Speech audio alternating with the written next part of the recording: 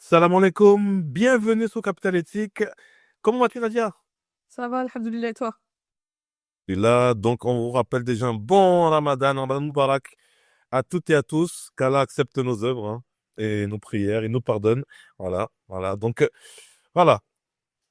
Dans ce mois béni, on va continuer quand même, Capital Éthique. Oui, on va. On Même, s'arrête pas.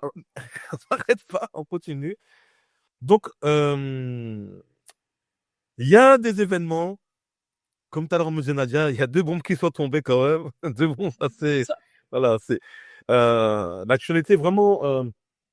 Depuis quelques temps, depuis quelques mois, on voit qu'il y a beaucoup, pour être un petit peu dans la sphère crypto, il y a beaucoup de homejacking, d'enlèvements, etc., surtout en France. Et on voit qu'il y a beaucoup de hacks de grosses institutions. On a eu le ministère de l'Intérieur et là, on apprend qu'il y a Bercy, Un d'accord? piratage là, massif, hein, enfin, quand même, de données fiscales. Donc, Donc, ce n'est pas rien. c'est pas rien. Et puis, bon, on l'a vu avec d'autres épisodes les mois d'avant, hein, donc, ça devient de plus en plus courant. Donc, ça va se poser des questions sur la sécurité de nos données. Exactement, exactement. Donc, en tout cas, pour pas faire plus de suspense, on a vu que dans l'actualité, là, il y a 1,2 million de comptes bancaires qui sont été exposés suite à un hack de Bercy. D'accord? C'est le ministère des Finances, hein, je Exactement. précise. Hein. D'accord, parce que des fois, les gens font pas le lien, mais donc, l'État nous impose depuis quelque temps une transparence totale, notamment pour ceux qui sont un petit peu cryptophiles avec la loi d'Acuit sur les crypto-monnaies qu'on a évoquée dans une précédente vidéo. D'accord? Je vous invite à la regarder, c'est super intéressant. Ce qu'on voit, c'est qu'en fait, ils sont incapables, par contre, de pouvoir protéger nos données. C'est pas la première fois. Ouais. Donc, dis-moi comment réagir face à cette faille de sécurité qui, je le rappelle, est quand même majeure parce que c'est 1,2 million quand même de comptes bancaires. Donc, c'est pas rien. Ouais. Bon, alors il faut déjà expliquer effectivement ce qui s'est passé. Donc là, il y a eu un hacking, hein, une fuite de données qui a été volée, donc 1,2 million, c'est ce que tu disais. Donc là, ça concerne principalement les RIB et les identifiants fiscaux, ce qu'on appelle les numéros, enfin, tu sais, les numéros d'identifiants fiscaux. Donc RIB plus ça, et les adresses également. Il y a également les adresses des contribuables. Donc RIB plus identifiant fiscal plus adresse, bah, c'est une bombe atomique. Là, il y a tellement d'éléments, déjà 3 éléments où il est facile d'aller retrouver effectivement les contribuables. Alors, j'ai envie de dire, si ça peut nous rassurer, c'est qu'on n'a pas le solde des comptes. Donc, on ne sait pas qui a combien. C'est déjà intéressant, mais ça reste quand même bah, problématique. Parce que avec un RIB, un RIB, un identifiant fiscal, on peut faire pas mal de choses. Un RIB tout seul ne permet pas vraiment de vider un compte. C'est assez difficile quand même. Mais quand tu couples ces 3 éléments-là, heu, ça devient une bombe. Pourquoi? Bah, tout simplement parce que, bah, ils peuvent mettre en place, des prélèvements frauduleux. Heu, Mhm. voilà, surtout si les contrôles, ils sont faibles. On le voit, hein, quand on est dans des instituts où on a des néobanques et compagnie, enfin, tu as vu maintenant même pour tout ce qui est crypto, on a des doubles authentifications, on a plusieurs codes pour valider. Donc ça va, hein, dans les néobanques ou tout ce qui est à distance. Mais dans une banque classique ou, dans un organisme lambda, ça va être compliqué de contrôler, de faire attention à tout ça. Donc après, ils peuvent aussi monter des arnaques, qui sont en plus ultra crédibles, hein. Tout à l'heure, tu me parlais effectivement de logos un peu suspects où on a vite fait d'aller cliquer, sur des choses qui ressemblent à des applications qu'on a l'habitude, d'utiliser. Donc tu vois, ça peut aller très vite et puis après on vous demande les identifiants, enfin ou les couples avec, ça peut aller très vite. Après on peut, surtout usurper ton identité et ça, c'est la pire des choses parce qu'en usurpant une identité, généralement, on le voit, hein, dans les faits divers, ce que ça peut faire, monter des dossiers de crédit, et puis, bah, tu te retrouves avec des surendettements, des en fait, une situation administrative et financière qui devient, catastrophique. Puis après, il y a pas mal de choses, hein, créer des mandats CEPA, on peut tout imaginer, même lancer des escroqueries, enfin, personnalisées. Il y a tellement de choses, voilà, qui peuvent se passer. Donc c'est pas anodin, j'ai envie de dire. C'est pour ça que ce qui change tout, en fait, c'est là, dans ce hacking-là, c'est le croisement des données. Tu vois, on aurait volé qu'un seul élément, on pourrait se dire: «Bon voilà, tu perds un RIB», enfin, mais le croisement des données, là, il est assez, dangereux. On est sur un niveau de risque un peu plus important, que d'habitude, j'ai envie de te dire. Donc après, ta question, c'était qu'est-ce qu'on peut faire, c'est ça, hein? Qu'est-ce que C'est ça, ben, tu as déjà dit quand même des choses quand même qui font peur, surtout les usurpations d'identité. Euh, j'ai vu des gens qui ont subi ça et je peux dire que c'est pas mignon. c'est pas mignon du tout. C'est beaucoup de problèmes et des fois les banques, ayez un bon avocat. Parce que des fois les banques, même s'il y a des preuves avec des caméras que c'est pas vous qu'elles vont ouvrir en compte, etc., pour vous dire que votre vie devient un enfer, votre permis, tout devient compliqué. C'est une catastrophe. Des crédits sur votre dos, c'est un truc qui existe, hein. Et ça, Donc, c'est énorme, hein. On le voit, hein, en fait, votre vie, elle est même bousillée, hein, parfois, parce qu'en plus, c'est des plaintes au tribunal, c'est une lourdeur, pardon, administrative en France. Il faut montrer effectivement, allez, prouvez-vous que c'est pas vous, qui avez effectivement, émis, des crédits. Enfin, c'est et puis quand c'est comme ça, généralement, ils tapent dans tout, hein, administrativement, les crédits, usurpation d'identité pour pas mal de choses. Et vous vous retrouvez, en fait, avec une masse de problèmes qui sont assez importantes. Alors au-delà de ça, là, on parle de ça, d'usurpation d'identité qui peuvent vraiment chambouler une vie. Mais à côté de ça, on l'a vu dernièrement, notamment avec les crypto-monnaies, il y a quand même plusieurs faits divers qui se sont passés. Fait au moment où tu as une donnée comme ça et imaginons qu'on a accès à tes soldes ou à tes comptes ou qu'on sache exactement si tu as du patrimoine ou pas, imagine, hein, ben là, c'est quand même inquiétant, hein, le nombre de réseaux criminels dernièrement qui ont été mis en lumière pardon, et qui ont ciblé spécifiquement tu sais, des clients de banques privées ou des clients qui avaient de la crypto-monnaie ou des chefs d'entreprise assez connus, avec les enlèvements en pleine rue et en plus c'est sans scrupule aujourd'hui. On en a vu encore, il y a pas tout à longtemps, fait. enfin, ils essaient de les rentrer dans le coffre. S'il y a pas des gens qui interviennent, ça peut aller très vite. Après, ça a coup de rançon. Donc, alors ça arrive pas tous les jours non plus, hein, on va pas commencer à voilà. Et ça veut pas dire que avec ces données-là, ça va être un cas d'école régulier ou quotidien. Mais on peut imaginer que là, dans les semaines et les mois qui viennent avec ce hacking-là, on va avoir de plus en plus d'arnaques et une recrudescence des Tout à fait. trafics. Là, c'est ce qui va se passer. Parce que généralement, les hackers, quand ils veulent les données, des fois, ils s'en servent pas tout de suite. Ils peuvent mettre des semaines et des mois, le temps de laisser passer un petit peu la défiance et la méfiance et d'utiliser après plus tard. Donc là, il faut s'attendre à ce qu'effectivement, ils vont pas rien faire avec, hein. S'ils ont volé, c'est bien pour quelque chose. Donc Ça se vend, hein. Sur le dark web, ça se vend très bien. exactement, exactement. Donc voilà, c'est inquiétant, on va dire. Ouais, c'est inquiétant. Franchement, tu l'as souligné. Faites attention aussi au papier, si je peux rajouter un truc que vous jetez dans les poubelles. Achetez un petit déchiqueteur pas cher, ça peut servir, C'est ça. mais des choses qui peuvent jouer contre vous, encore une fois. Attention, parce que là, même les enfants, faut prévenir les enfants, je pense, parce que des gens qui ont un gros patrimoine, on ne sait-on jamais, peuvent cibler des enfants, donc ils n'hésitent pas à rentrer chez les gens. C'est ça. Je pense que peuvent faire pire que ça. Donc, restez vigilants quand même, soyez prudents parce que c'est de plus en plus le cas.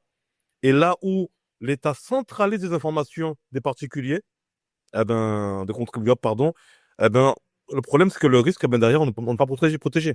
Donc, ils ont toutes les informations qu'il faut. Donc, attention à ça. C'est facile d'aller retrouver la personne. Donc, on voit que là, dernièrement, je vois qu'il y avait le CEO de Binance France, ou je sais plus, qui a eu un homejacking, parce qu'ils avaient aussi l'adresse, hein, du Ah coup. oui, mais surtout, bah, de toute façon, dès que tu as les données fiscales, tu retrouves facilement l'adresse, hein. RIB données fiscales, enfin voilà, ça va vite, hein. C'est facile. C'est Ouais, c'est quand même. Est-ce que c'est pour toi, c'est la fin d'une certaine tranquillité bancaire en France, ou est-ce qu'il faut multiplier pour toi les néobanques ou carrément se débancariser, comme on a pu l'évoquer, avec la blockchain pour brouiller un peu les pistes? Alors non, c'est pas je dirais que c'est pas forcément la fin de la tranquillité bancaire, pas forcément. Je dirais plutôt que c'est la fin, hein. Enfin, faut arrêter cette illusion-là de penser que, bah, on est vraiment protégé, hein. Que nos grandes bases de données, publiques, par exemple, sont inviolables. Voilà, il faut juste prendre conscience de la réalité. C'est pas le cas. On a des preuves, mais c'est pas la fin du système bancaire. Après multiplier les banques, je suis pas sûre que alors en multipliant les banques, c'est vrai qu'on va, on va diluer le risque. Parce que s'il y a un hacking dans une banque donnée, par exemple, un hacking de banque, hein, vraiment d'une banque donnée, heu, les autres ne le seront pas forcément. Donc on va diluer le risque, on va dire de concentration, mais ça va rien changer à une fuite administrative centrale, par exemple, tu vois? C'est vrai. C'est pas forcément lié. Après, on le sait, hein, par exemple, nous, on le voit parce que quand on manipule les néobanques ou qu'on accompagne nos clients sur des interfaces qu'il faut mettre en place, on le voit que souvent, ils offrent des meilleurs systèmes d'alerte et en temps réel. Parce que tu as vu le nombre de codes qu'il faut rentrer, montrer patte blanche, faire des KYC, ceci, cela. Et c'est assez compliqué de rentrer dans une application, dans des plateformes, à partir du moment où on va gérer de l'argent. Donc, il y a quand même une sécurité un peu plus importante. Mais tu vois, ces néobanques-là, elles sont aussi soumises aux mêmes obligations fiscales. Donc, qui dit obligations fiscales dit aussi qu'elles vont avoir des données fiscales nous concernant. Donc, je veux dire, multiplier les banques, oui, mais toutes les banques vont avoir des données fiscales. Donc, s'il y a une fuite, on ne sera pas forcément à l'abri. Tu vois? Et le problème, comme tu disais, c'est que c'est même pas une banque, c'est Bercy carrément qui s'est fait. C'est ça. Là, c'est Bercy. Mais bon, et là, tu me parlais effectivement, est-ce que il faut multiplier les banques ou pas? Après, tu me parlais effectivement aussi de la blockchain. Vraiment, la blockchain, ouais, elle enlève un intermédiaire, la blockchain. Elle enlève un intermédiaire bancaire, effectivement. Mais elle n'empêche pas, je pense à moi, hein, qu'on puisse connaître l'adresse physique, surtout si elle figure dans les bases publiques. Parce qu'il faut pas oublier qu'aujourd'hui, même les blockchains, même les plateformes centralisées et compagnie, ont un énormément d'informations nous concernant, notamment quand on fait des KYC, et que bah c'est pas à l'abri non plus d'être piraté demain.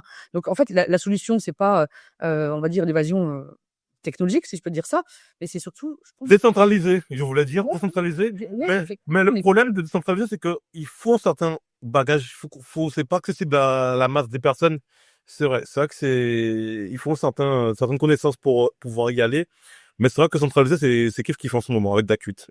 ouais, ouais, c'est ce que je voulais dire avec, voilà, on en a déjà parlé dans d'autres vidéos. Je suis pas sûre que là aussi on soit vraiment, vraiment à l'abri. N'oublie pas que les hackers, c'est des petites mains enfin, ils sont capables de craquer des codes à je sais pas combien. Donc c'est pas une plateforme décentralisée qui va leur faire peur, hein. C'est facile de remonter le fil, hein, et d'aller retrouver un KYC ou une plateforme qui a viré vers ton exchange décentralisé. Enfin, c'est facile. Donc moi c'est pour ça que je te dis l'évasion en fait là, l'évasion vers des plateformes décentralisées. Je suis pas sûre que ce soit vraiment ce qu'il faille faire, mais je pense que c'est la vigilance qui doit être accrue. On doit avoir une vigilance double. Par exemple, mettre des doubles authentifications. Peut-être aussi surveiller ses prélèvements, mettre, tu sais, tout ce qui va être alerte bancaire. On peut faire ça, des alertes bancaires qui sont activées immédiatement. Tu as plein d'options possibles pour vraiment vite t'alerter dès que tu vois qu'il y a des mouvements qui sont anormaux. Ça existe. Donc, moi, je dirais double authentification, vigilance et contrôle de ses comptes assez régulièrement. C'est-à-dire, bah, ne pas hésiter à aller regarder s'il n'y a pas des prélèvements bizarres ou si tout se passe bien dessus. Moi, c'est vrai que je suis pas adepte d'aller vérifier mes relevés de compte tout le temps. Mais c'est vrai qu'avec ce genre de hacking, bah, je me dis, je vais peut-être de temps en temps aller voir s'il n'y a pas des choses bizarres. Et je pense que Souvent, s'il y a des paramètres à mettre en place pour, c'est comme je ça. disais, pour pouvoir, quand il y a un certain montant qui sort, que ce soit de manière en une fois ou mensuellement, des choses bizarres, tu peux mettre des alertes par SMS. Je pense que c'est possible. Je pense que c'est possible. Je pense qu'il y a de bonnes solutions pour ça. Mais c'est vrai que aujourd'hui, et bon, je pense pas qu'une banque commerciale, je pense que ces données c'est pas le top du top. Il y a un problème au niveau de la France.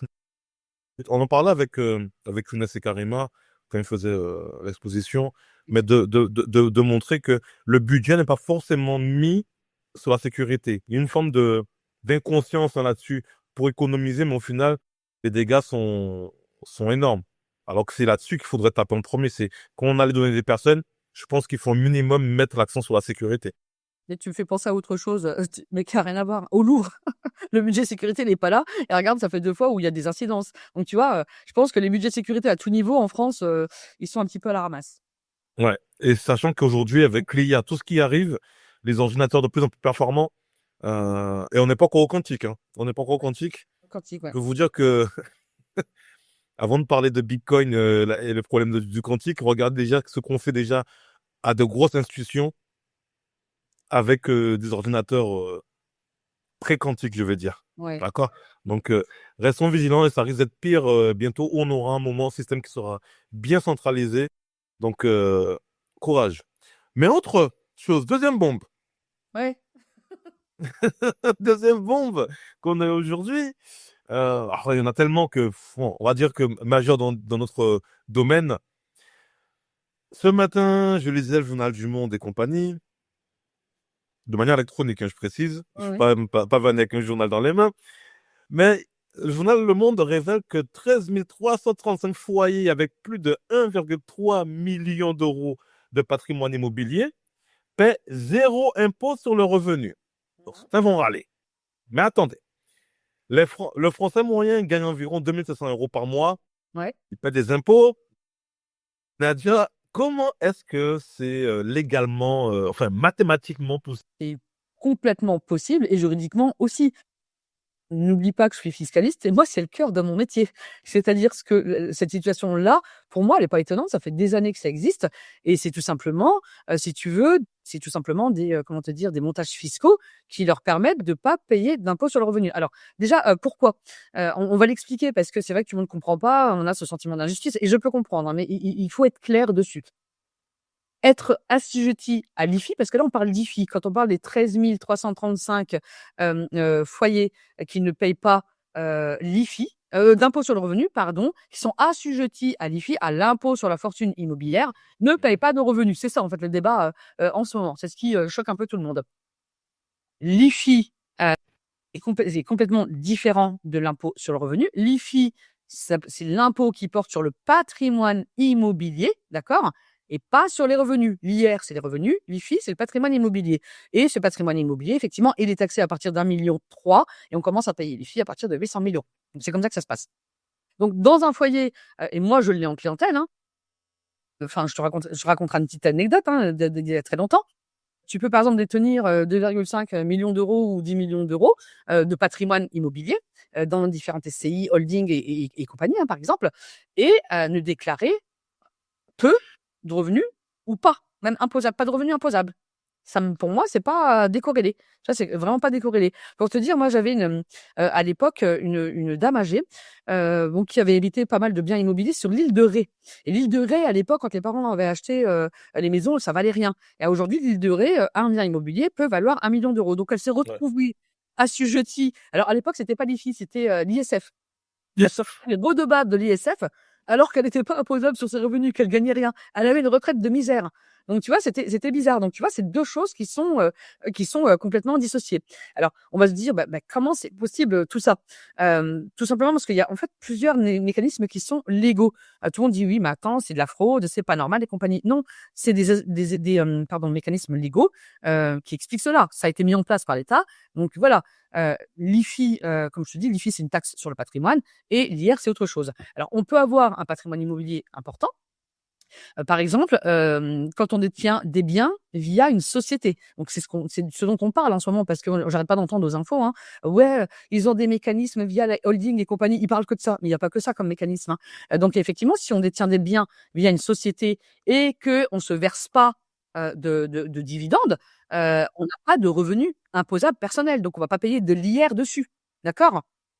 On peut peut-être aussi, beaucoup font aussi de déficit. Par exemple, on achète des biens immobiliers, hein, et ils font des déficits. Ils vont acheter des biens avec beaucoup de travaux, ils vont tout simplement, faire du déficit foncier et à ce moment-là, ça va créer en fait, un déficit qui va annuler tout simplement les revenus locatifs. Donc là, on se retrouve effectivement, sans revenus. Donc c'est des, déficits fonciers, hein. C'est un outil, comment te dire? Un dispositif fiscal que l'on utilise effectivement pour réduire, l'imposition. On va voir, comme on le disait, et c'est ce que j'entends, des holdings. Tout le monde dit: «Oui, la holding». C'est le mot qui est un peu à la mode, oui. Donc tu peux avoir un patrimoine, dans une holding, via une holding immobilier, parce que là, on parle de l'IFI, hein, principalement, mais tu peux avoir aussi des placements dans une holding.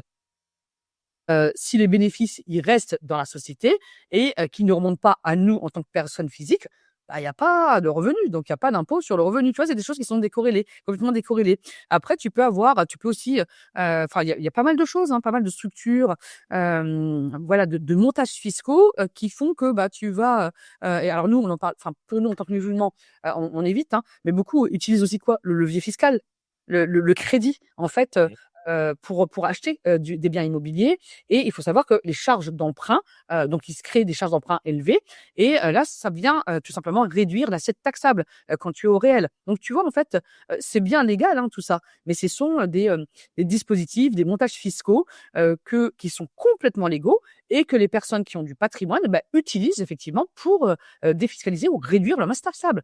Donc pour moi, c'est pas voilà, on a l'impression d'une C'est pas des secrets d'État en quelque sorte. voilà, c'est Techniquement, pas des c'est secrets d'État. Moi quand j'ai écouté ça, je me disais oui, enfin alors par contre injuste, voilà, c'est ça que je cherchais le mot. tout à fait. C'est injuste, mais c'est pas illégal. Par contre, attention, ça veut pas dire que ces 13 335 foyers, ils payent l'IFI. Donc l'impôt sur la fortune, ils le payent.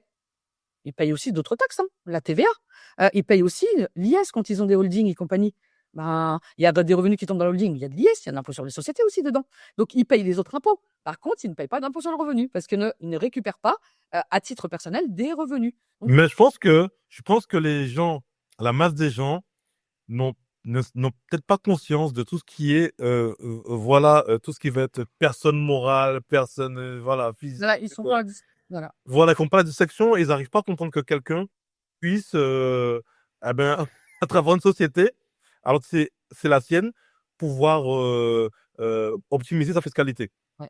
Mais, mais, mais les gens ne comprennent pas toujours ces systèmes-là et c'est pas qu'on dit toujours. Un calcul tout simple. Les derniers chiffres hein, que j'ai lus, on a quand même en France 180 000 foyers qui sont assujettis à l'impôt sur la fortune immobilière en France. Alors les 13 000 là, les 13 335 foyers, ça représente seulement 7% hein, des contribuables à l'IFI. Donc tu vois, c'est pas si énorme que ça. Voilà, comme je te le disais encore une fois, ça veut pas dire qu'ils payent pas d'impôts. Ils payent les autres impôts, mais pas d'impôts sur le revenu. Après, ce qu'il faut garder en tête, et c'est vrai que beaucoup ne comprennent pas la nuance, mais ça fait scandale. Pourquoi ça fait scandale? Parce que il y a 3 raisons principales, hein.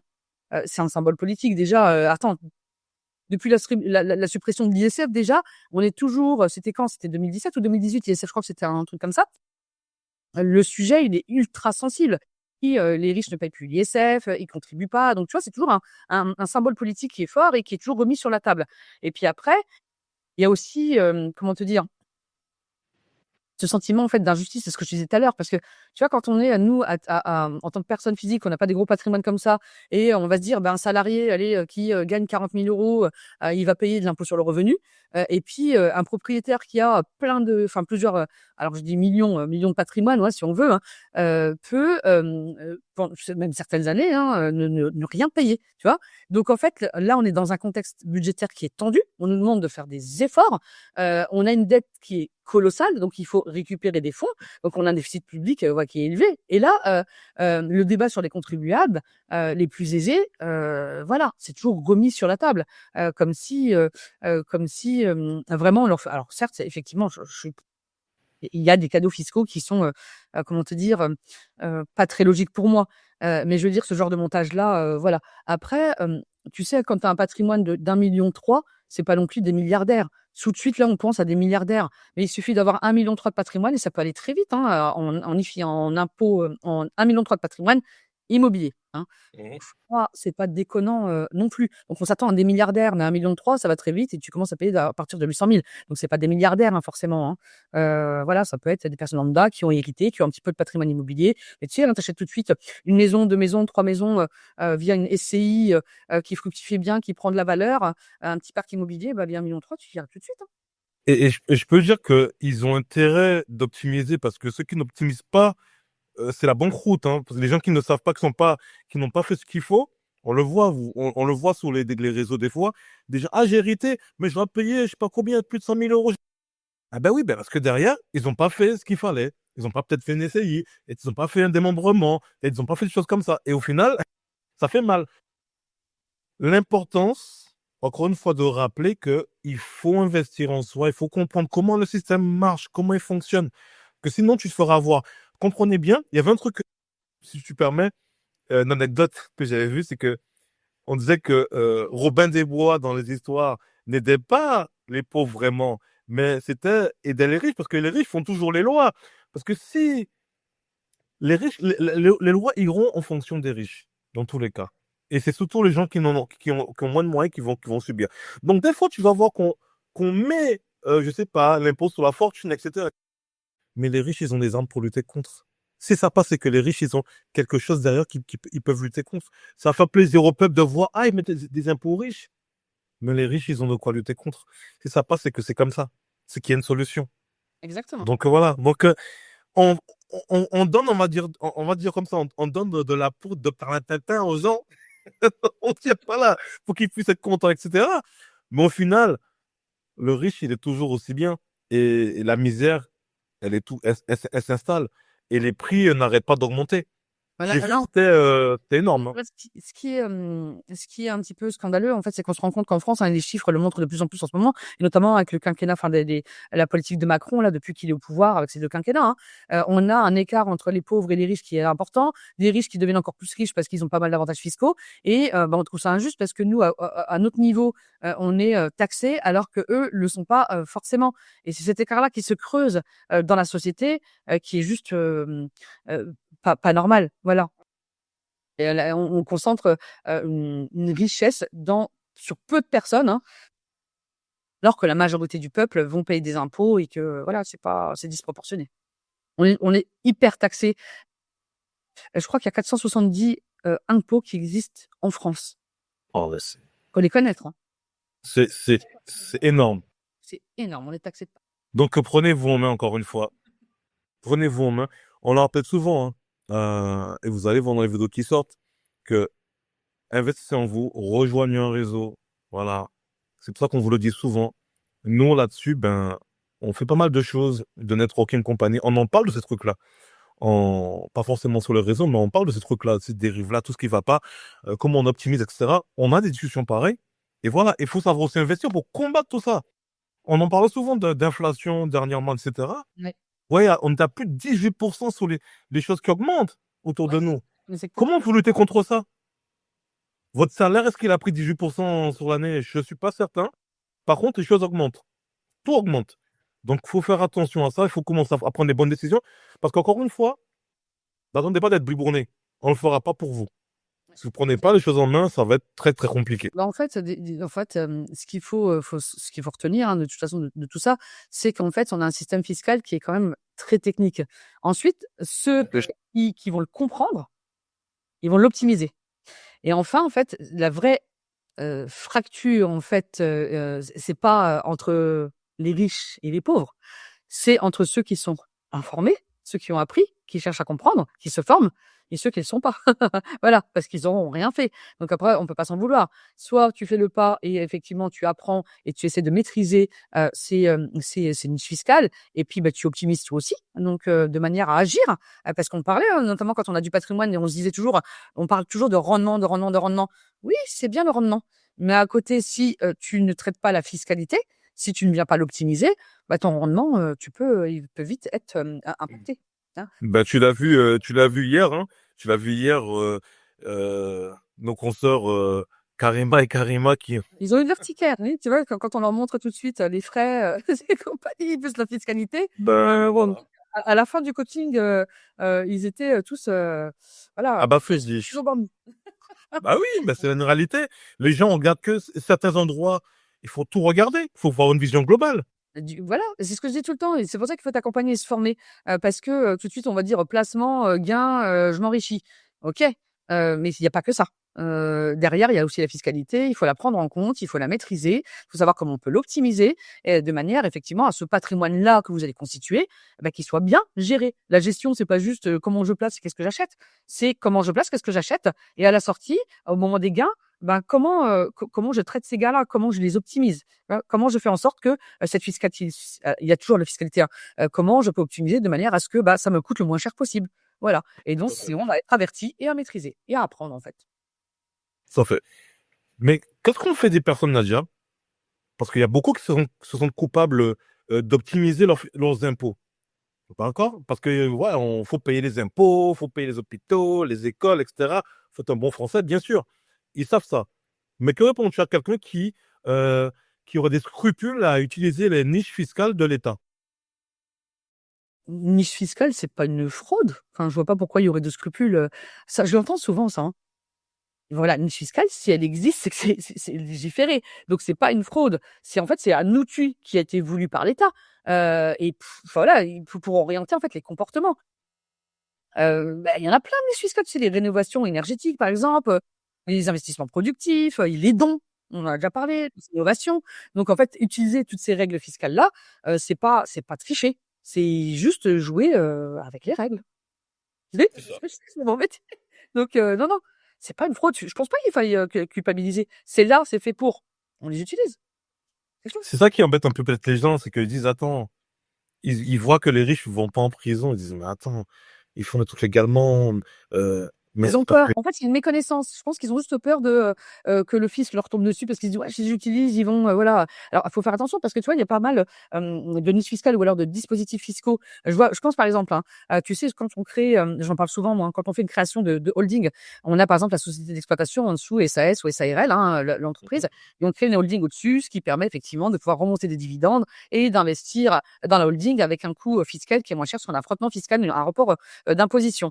Et ça coûte vraiment pas cher. On a 95 d'abattement. Donc c'est vraiment pas mal. Mais mais tu peux répéter, répète bien parce qu'on n'a pas assez bien entendu, parce que les gens doivent comprendre ça. Répète. oui, alors par exemple, des entrepreneurs, qui ont un certain patrimoine, qui ont par exemple des bénéfices assez intéressants ou une trésorerie dans leur entreprise. Par contre, on ne peut pas investir via l'entreprise ou on ne peut pas sortir les fonds. Donc on se dit: «Bon voilà, moi j'accumule une richesse dans ma société d'exploitation, mais je fais comment pour les sortir et comment j'investis?» Ça peut coûter cher de les sortir à titre personnel, hein, dividendes et compagnie, ça peut être très cher. Donc ce que l'on fait, c'est qu'on va créer une holding au-dessus de la société d'exploitation, où il y a d'autres montages, hein, qui existent un peu plus complexes, mais je vais rester sur le simple, et Mhm. on va, appliquer ce qu'on appelle le dispositif mère-fille, la fille étant l'entreprise, la mère étant la holding et on va avoir un espèce de frottement fiscal, de jeu, où on va pouvoir remonter les dividendes sur les résultats dans la holding et ensuite avec un abattement de 95, donc on a un jeu de frottement fiscal et un report d'imposition, ce qui fait que on va remonter, les fonds dans la holding et la holding va investir dans de l'immobilier, dans des placements. Alors voilà, après il faut faire attention, il y a certaines professions réglementées, on ne peut pas faire n'importe quoi, mais généralement quand les fonds sont dans la holding, c'est là où vous allez effectivement constituer votre patrimoine. Donc tu vois, c'est un jeu de frottement fiscal, par contre voilà ce que 95%. ouais, d'abattement.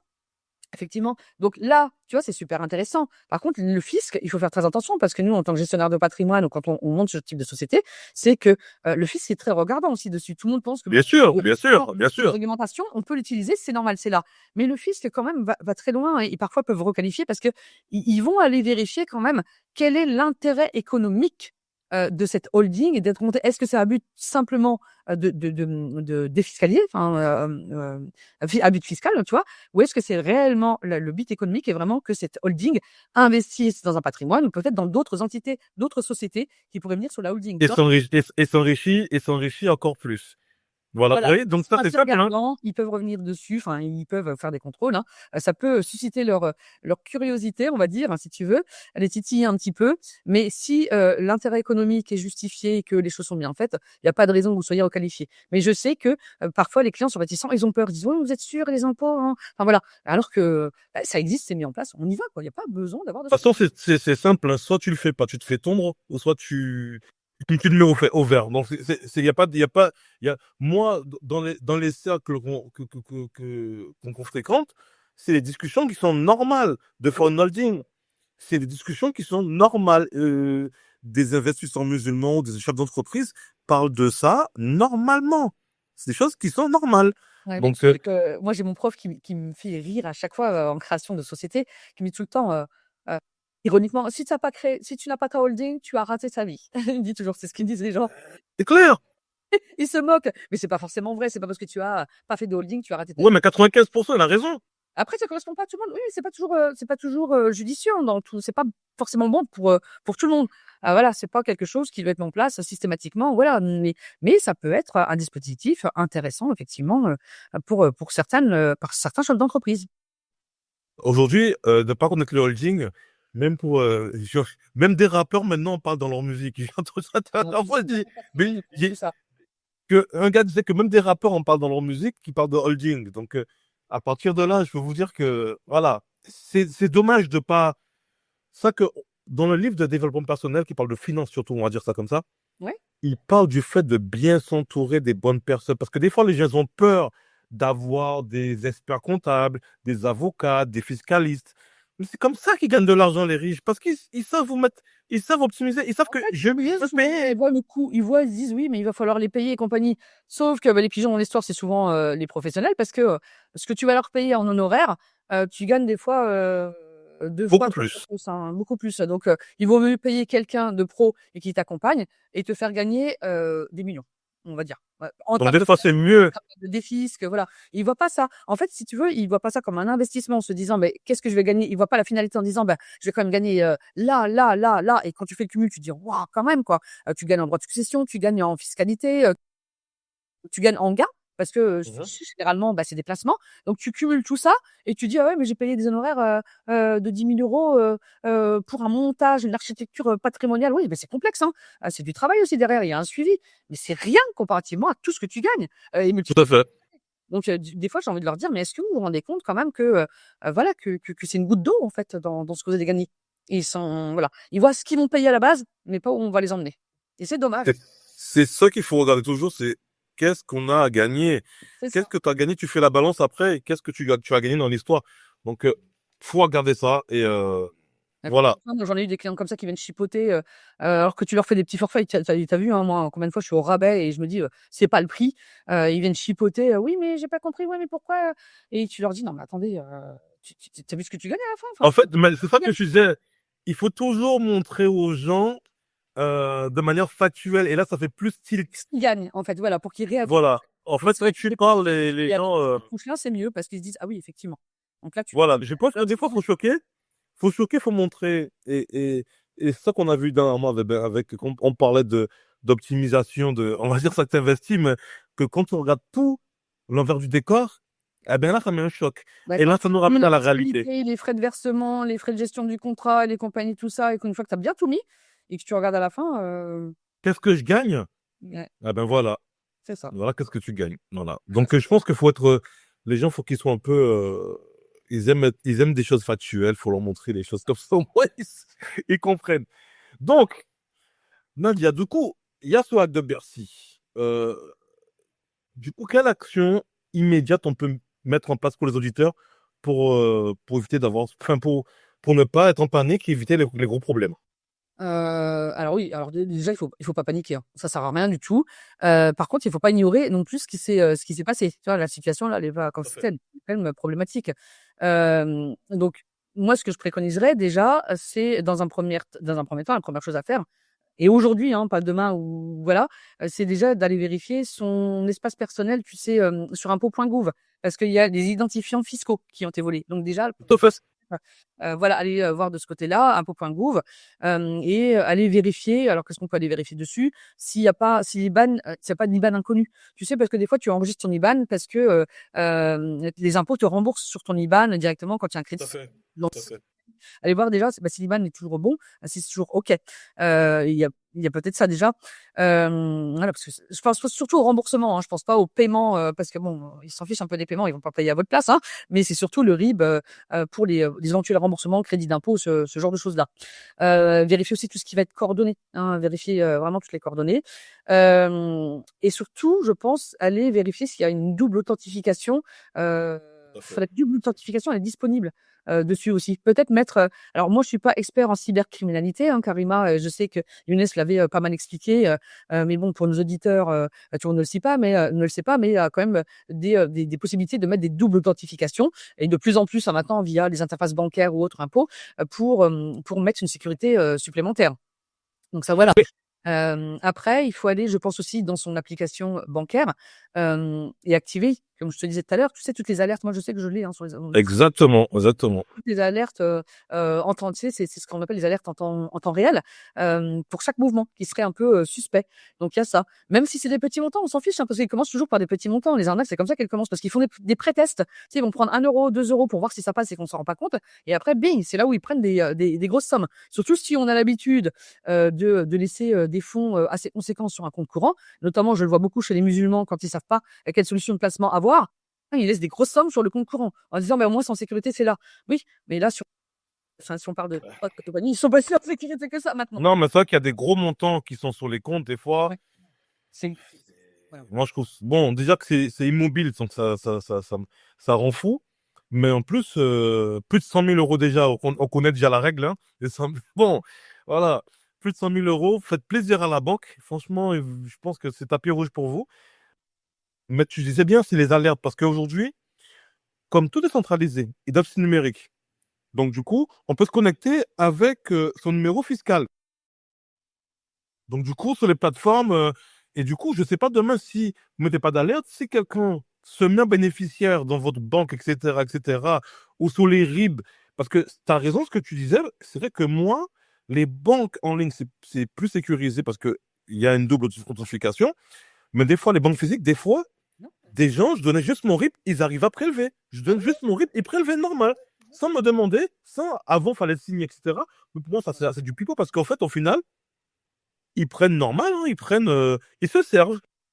Bah, il faut justement aller vérifier parce qu'au-delà de, tu sais, des petits paiements, ce genre de choses-là, faut aussi aller vérifier si tu as pas des mandats CEPA qui sont juste enregistrés en tant que bénéficiaire sur ton compte alors que tu le vois pas. Faut aller vraiment vérifier ça, hein. Alors par contre, après, il faut savoir qu'en France, tu as quand même des assurances, hein. Tu as, tu sais, les assurances qui sont liées au compte, hein. Généralement, tu payes un forfait et on a le droit à un remboursement, effectivement, quand on a des prélèvements frauduleux qui sont, voilà. Bah, après, il faut réagir vite, hein. Il faut vraiment réagir vite. Faut Après, réagir vite, prouver que c'est pas toi, hein.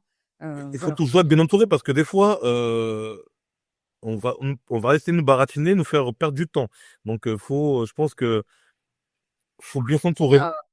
Il y a autre chose. Là, c'est vrai que on parle souvent de banques et compagnie, mais ça va bien au-delà de ça, hein, tu sais que maintenant sur nos ordinateurs et compagnie, on a aussi des Google Pay, on a, notre Google, enfin, tout est lié, généralement Tout à fait. avec Google et je pense que, et c'est carrément, enfin voilà, les spécialistes en cybercriminalité, voilà, en sécurité en tout cas, nous disent changer les mots de passe, surtout quand on utilise le même, hein. Moi, je sais que Un c'était gestionnaire de mots de passe. Il disait qu'il faut un gestionnaire de mots de passe. Ouais, un gestionnaire de mots de passe effectivement, parce que, tu un identifiant, fiscal combiné à un mot de passe, toujours recyclé, C'est un Wacom. porte ouverte.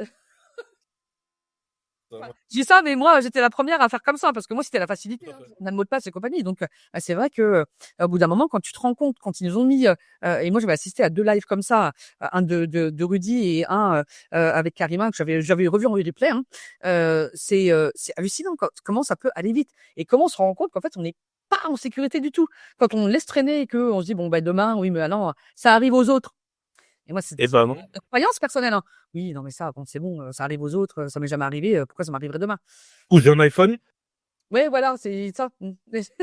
Ou alors, dans mon Mac, il y a pas de virus qui rentre. Combien de fois on me l'a dit, il y a un antivirus dans le Mac et que dans les ordinateurs Mac et compagnie, tu peux pas te faire pirater. Voilà, c'est plus difficile dans un Mac. Bah non, c'est pas vrai. C'est juste qu'à l'époque, surtout à l'époque, on va dire ça comme ça, c'est à l'époque, il y avait moins d'utilisateurs de Mac. Donc, le pirate, il va taper à grosse échelle, il va taper sur les PC parce qu'il y en a plus. Mais si aujourd'hui, il commence à avoir plus de Mac sur le marché, ça va intéresser plus de pirates. Tout simplement. Donc, mettez un antivirus dans votre Mac, s'il vous plaît. Et tu sais que même ça va au-delà, hein, parce que là, on parle, tu vois, de la banque, des ordinateurs et compagnie. Mais tu sais que même avec ces données-là, c'est facile de tout simplement maintenant après, il faut pas être paranoïaque, hein. Tu sais, des simples appels ou des emails, quelqu'un qui va, t'appeler en te disant, «Bonjour, on est les impôts, voilà, bah, c'est dans ton truc, on a détecté des anomalies, machin, tu donnes ton compte bancaire, et voilà» voilà et tu raccroches. Non, mais ils ont toutes les infos. Là. Ils ont tout là, ils ont beaucoup, beaucoup trop de données, sauf les soldes des comptes, mais ils ont pris beaucoup trop Et de encore, ils disent ça, mais on ne sait pas, hein. Parce qu'il y a des tops à l'intérieur, on l'a vu.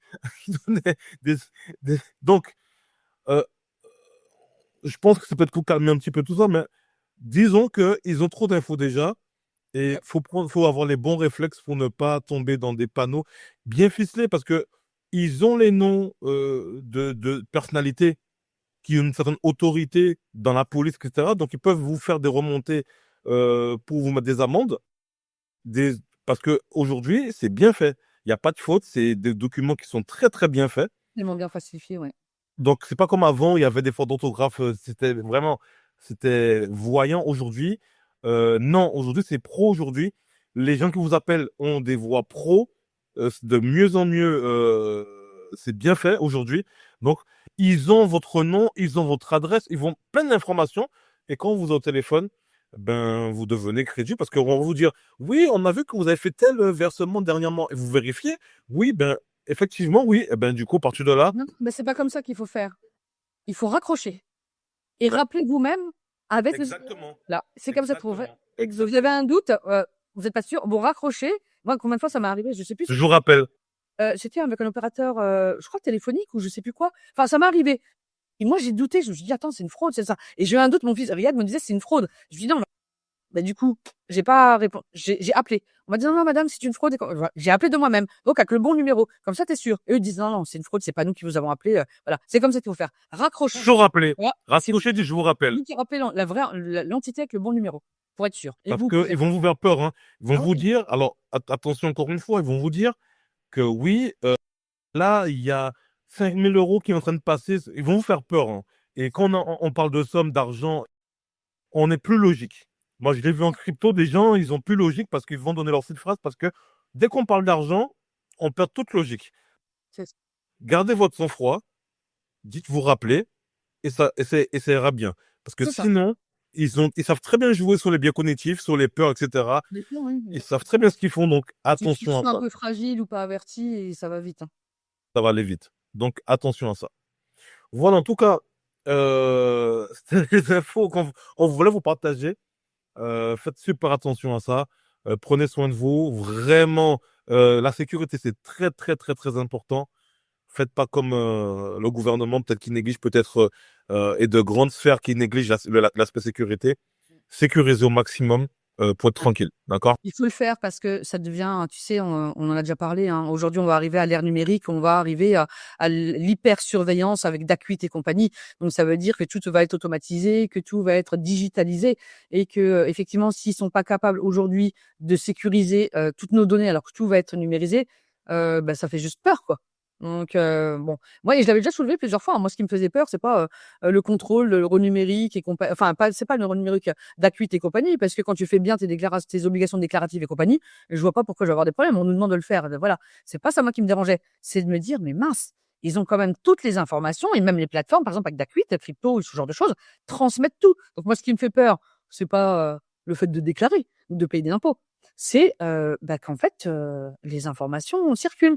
Et au passage, les hackers se servent, quoi. Il y a pas de sécurité, on vient de le voir. C'est pas la première fois. Donc, c'est ça qui me fait, c'est plus ça qui me fait peur qu'autre chose. Donc, vous voyez, prenez enfin, prenez-vous en main. Prenez-vous en main parce que vous voyez que ceux qui gèrent vos informations, ben, se font hacker. Et donc, du coup, il faut vous protéger. Parlez-en autour de vous, à votre famille, dans un premier temps, de dire aux enfants de faire attention, etc., etc., parce que sait-on jamais, surtout si vous avez un gros patrimoine, faites Ouais. attention. Faites attention quand même, je pense qu'il faut faire attention parce qu'aujourd'hui, euh, ça va très, très, très loin et franchement, ça craint. Khair, Inch'Allah. Bah écoutez, Mmh.